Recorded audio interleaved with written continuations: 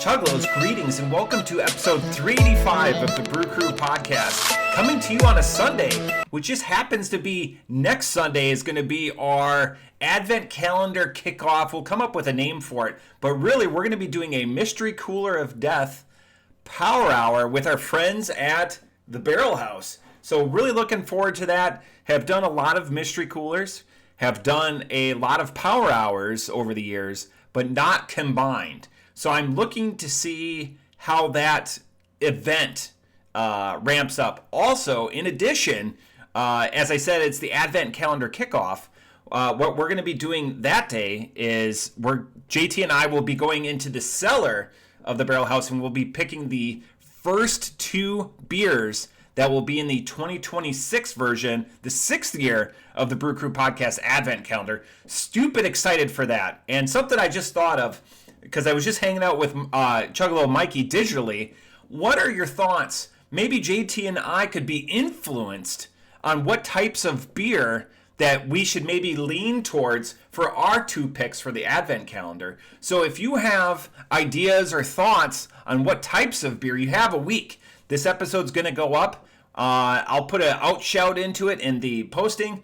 We can be influenced. Maybe throw down, would you like a lager? Would you like something? Because the Barrel House's cellar and tap lines are just some of the most widely diverse in the Dayton area. So they have a stupid different selection of types of beers. I know words are difficult. They'll come out. So I'm excited to hear the Chuggalos' thoughts and see if there's really a type of beer that we're going to skew towards. I was down at the Barrel House on Thursday this week, and we just brought up the Advent calendar a little bit. Two things. I want to talk to JT about it, but I'm going to pitch it out there. Is one thing, I think Gimmick Gus said that he wants to stay away from the Eurocentric beers.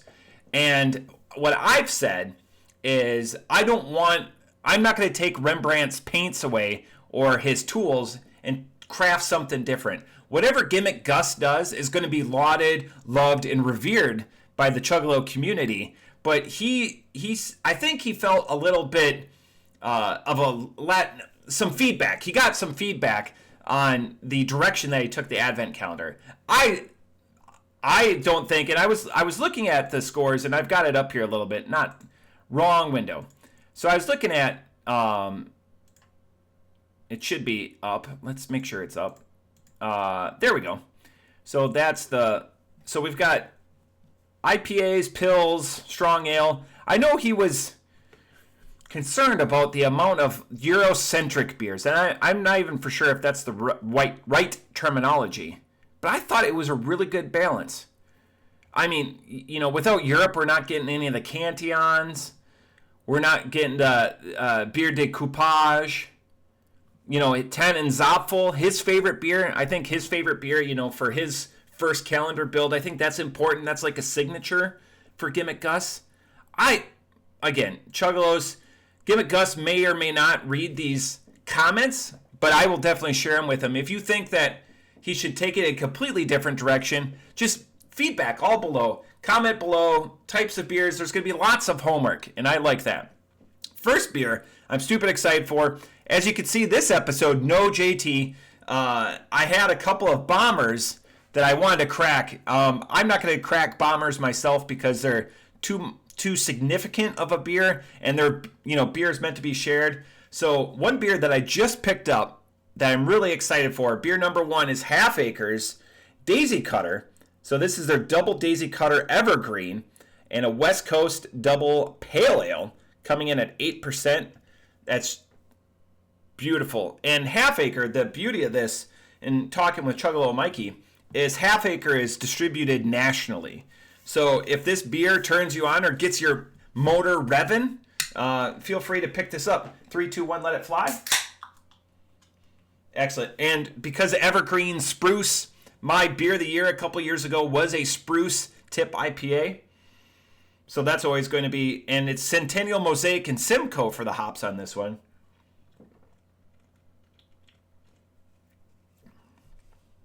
Oh, God, that's good. Daisy Cutter is already just a solid community-defining standard beer. And wholly recommend it. It's, like some people's truth, especially, with Half Acre being out of Chicago. They dominate that scene when it comes to craft beer. You see Daisy Cutter everywhere. It's got that white light can, and we're going to go to the website review. So this is halfacrebeer.com. This is the splash page, and there's Daisy Cutter. We'll just look at that. Everyone has seen this beer. 5.2%. It's just such a light drink pale ale. One of the first beers that they began brewing. And availability. I didn't know that they did it in 16 ounce. Sorry, Stacy. I've only known this as a 12 ounce drinker. So that's awesome. But anyways, let's find out more about Half Acre, because this, fascinatingly enough, is the first time we've had them on the podcast. Half Acre is one of Chicago's pioneering breweries, founded in 2007. We originally brewed in Black River Falls. Black River Falls, strangely enough, Chuggalos, is like 45 minutes from where I grew up. For the handful of Chicago bars and shops that would give us a go, those early educational days offered us the belief that we could build a brewery which would find support. So in 2008, we stitched our Lincoln Avenue, so they moved from Wisconsin to Illinois. Interesting. This is where we first brewed Daisy Cutter Pale Ale in 2009. Chicagoans were quick to make this beer their own and spread the word. Grow and Lessons came fast and opened a retail shop, the first of its kind, a tap room, and dynamic. 2013, the Balmoral Avenue. JT would have to tell me where that is, I'm guessing. The place that would eventually allow Half Acre to grow into a regional brewery that you know today. So maybe not nationally distributed, but I know it's in Minnesota, I know it's in Ohio, I know it's in Wisconsin. So all the places that I am 95% of my life. Today we employ 100 humans. Awesome. Which is home to our tap room, beer garden, and shop. It's a space where we constantly try to elevate and understand of what this all can be. That's awesome. Quality. Sweet. Keep beer cold. 36 degrees. Awesome. This beer. Man, we've really had some luck with some IPAs of late. Between this and the Coronado that we had, the bonus beer that we had last episode. Just a lightly different, though. This being a pale ale, but a West Coast double pale ale, which is interesting on itself because West Coast, best coast, in my opinion. Just give it that weight to put it at an 8%, but doesn't have that bitterness, but it still has those alpha acid characteristics because the 3 different hops built in it. This is an absolute delight. I was expecting big things from this, so in my mind, I already had the table set for what this beer was going to be for me.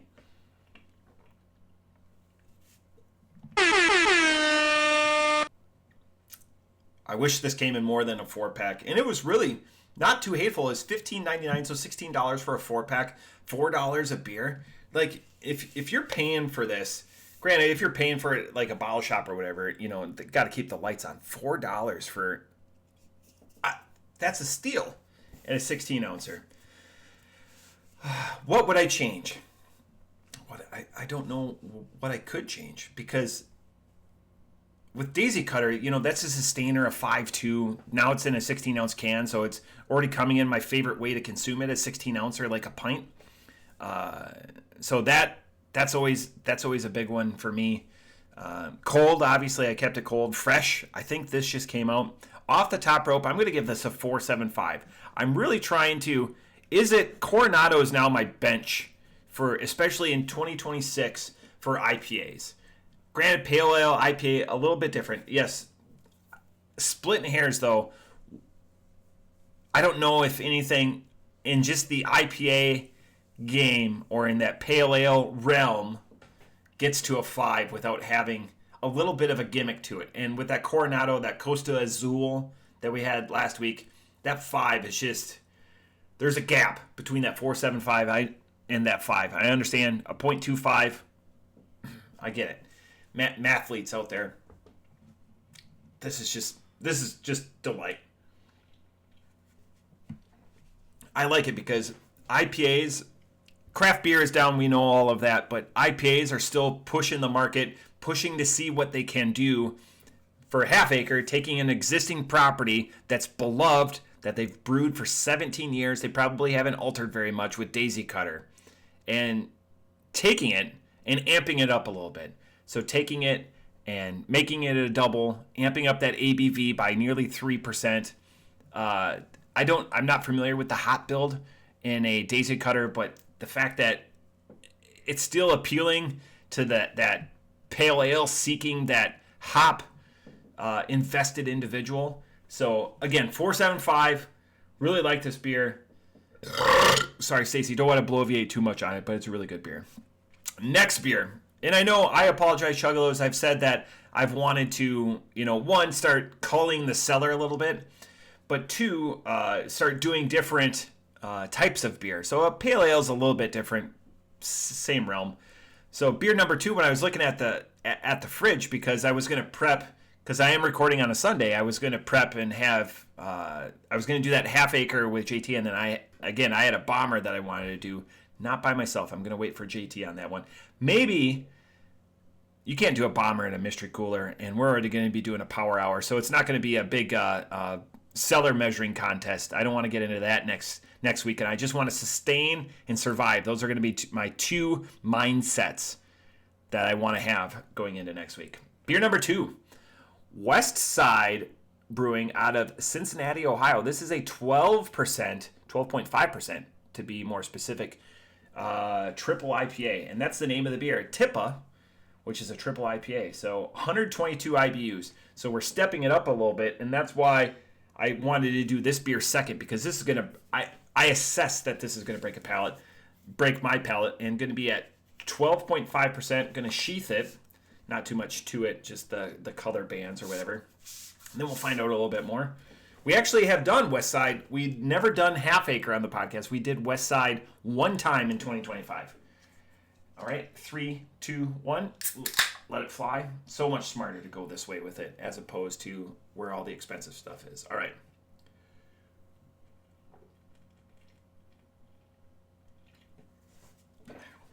Big pull for it. Wow, that is where the Half Acre is a lot more fresh. This is a lot more punchy, pungent, and 4.5% higher in ABV. Long time fans of the show, Chuggalos Stev has said this. Outshout to Chuggalos Stev multiple times. You can tell when JT and I start drinking larger ABV beers, especially if it's our kickoff beer, because later in the podcast, today won't be as long, so you won't be able to see that reaction or that decline in some of the authorship of how I'm hosting the podcast.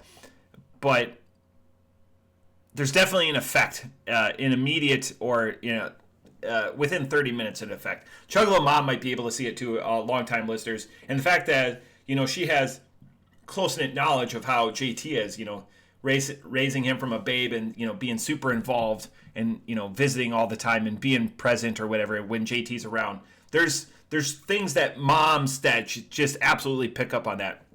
A quick story: when I was graduating from basic training, there's 600 people, men and women wearing the same uniform, and my mom could always pick me out of a crowd. She goes, "I know your walk." And that's something in basic training that they teach you how to march and everything like that. And she goes, "You still have a walk." So then, flash forward 8 years later when I'm commissioning, and there's 79 of us walking down the bomb run, and she still knew where I was. Now that smaller, parents are closer to the bomb run, as they call it. She could see my face, but she goes, I knew exactly where you were just by how you walk. They can't train that out of you folks. So it's just an interesting takeaway. Moms will always know. It's a good episode title. I didn't write it down, so doing double duty. Let's check out Westside Brewing. So Westside Brewing, you can find out more at westsidebrewing.com, and I just happen to be on their About page. But we'll go back. So Westside, order Catch a Fire. I like that places like the Barrel House and all these other breweries, they may not have food themselves, but they outsource it to other places that they dig. And JT, reminder, talk to me about food for the Advent calendar. Oh, let's go back to this. Let me ruminate on this beer for a little bit. Yesterday was June 6th. Today is June 7th. So D-Day, just a massive undertaking. 82 years ago today was D-Day, and just a monumental shift in the world. One of the defining days and events of the 20th century. And it just, 82 years ago.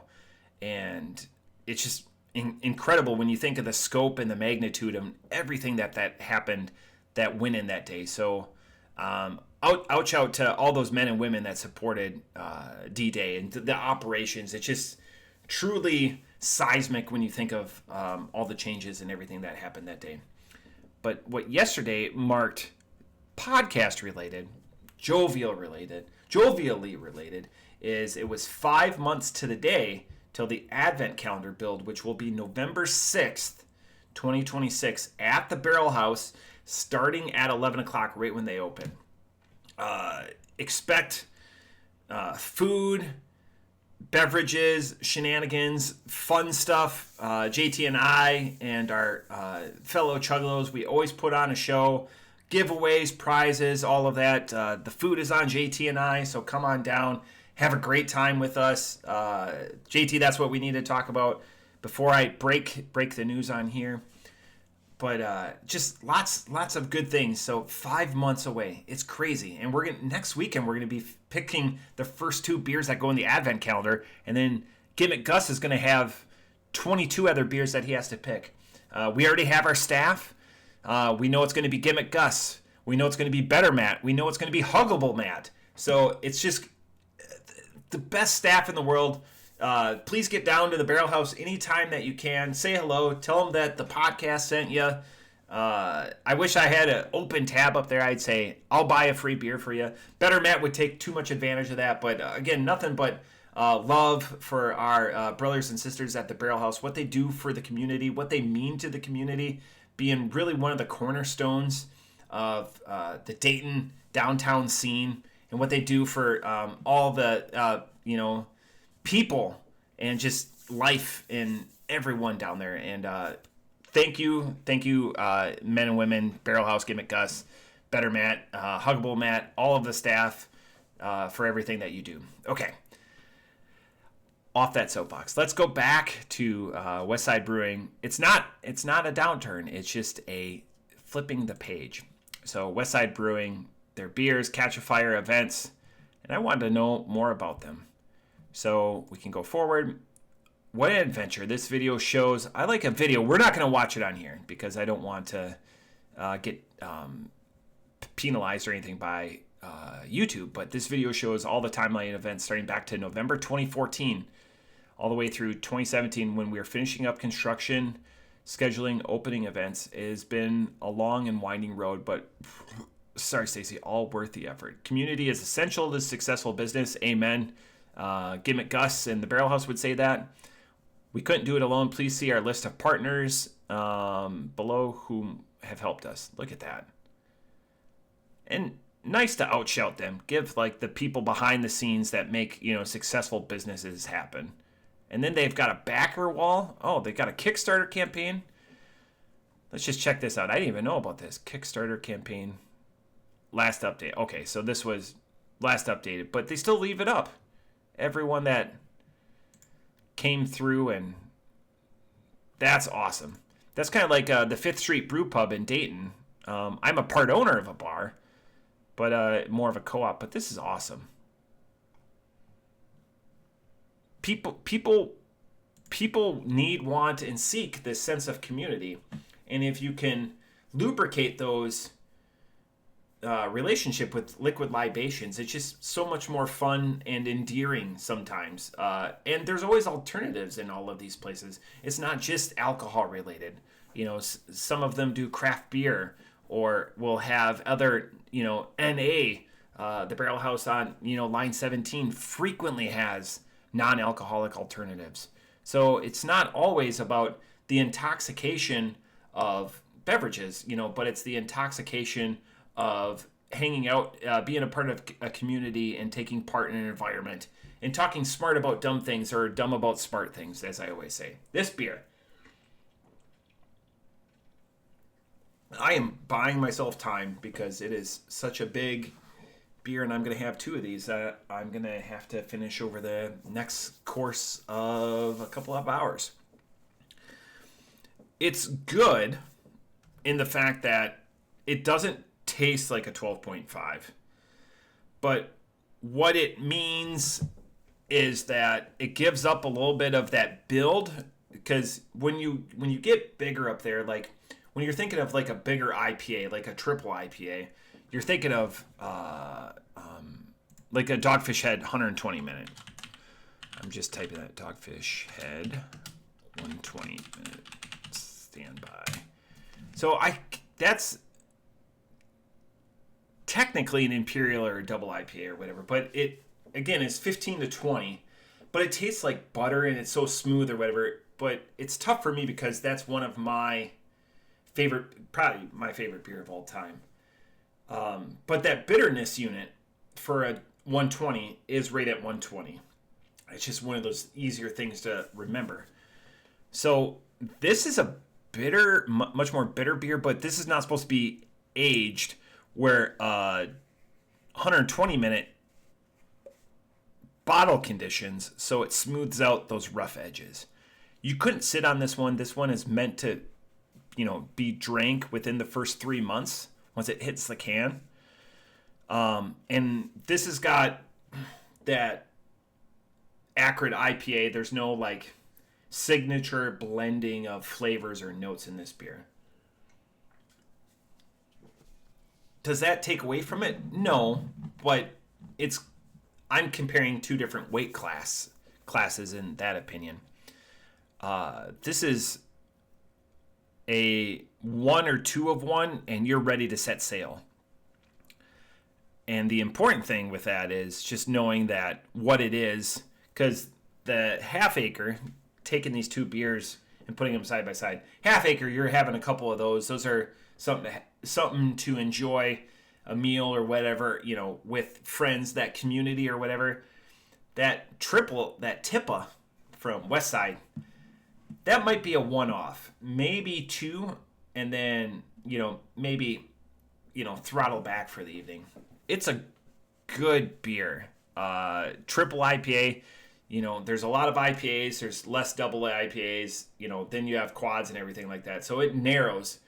It's firmly represented. I'm just checking my Untapped to see if I've had any other West Side. So besides the one that we had on the podcast, TIPA.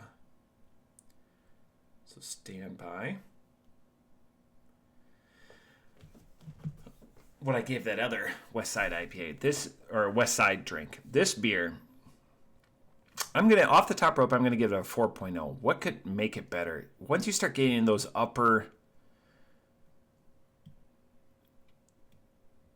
ABV limits with IPAs, there's a way to blend adjuncts or different esters or